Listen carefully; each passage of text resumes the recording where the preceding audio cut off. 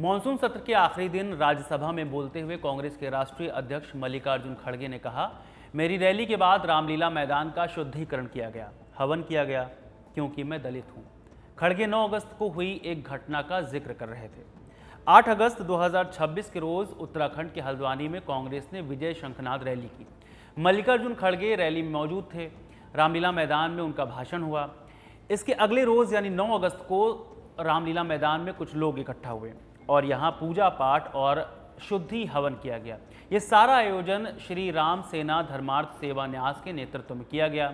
आयोजकों की ओर से तर्क ये दिया गया कि रामलीला मैदान हमेशा से हिंदू धार्मिक आयोजनों और पवित्र रामलीला मंचन का मुख्य केंद्र रहा है, जबकि कांग्रेस की शंखनाद सभा के दौरान मंच से इस्लामिक नारे लगाए गए, इसलिए शुद्धि कराई गई।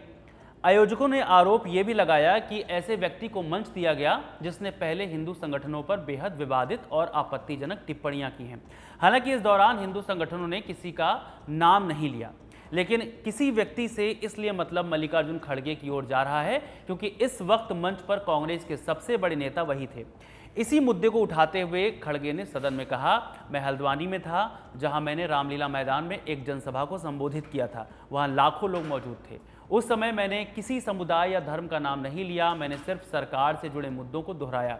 लेकिन मेरे भाषण के बाद भाजपा के लोगों ने उस मंच को शुद्ध करने के लिए वहां हवन किया। क्या लोकतंत्र में ऐसा होता है?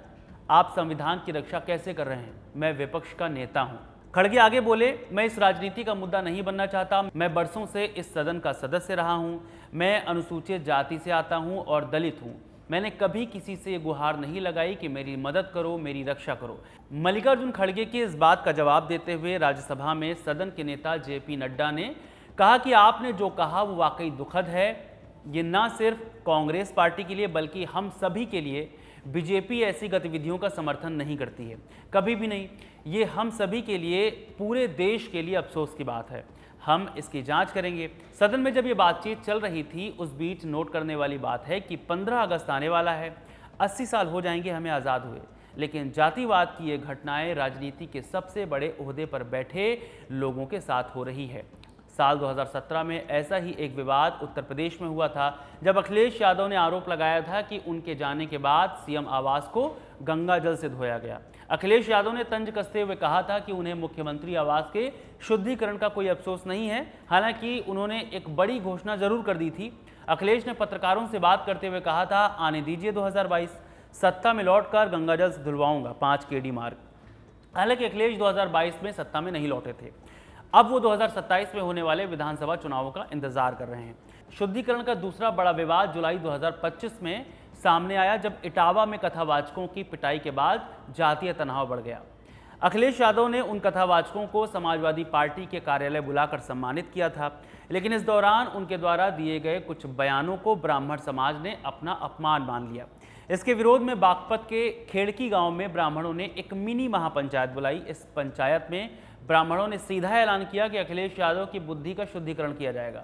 घोषणा की गई कि हरिद्वार से गंगा जल लाया जाएगा और अखिलेश यादव की तस्वीर पर डालकर उनका सांकेतिक शुद्धिकरण किया जाएगा। इस विवाद में ब्राह्मण समाज की ओर से काफी तीखी प्रतिक्रियाएं आईं और सीधी चेतावनी दी गई।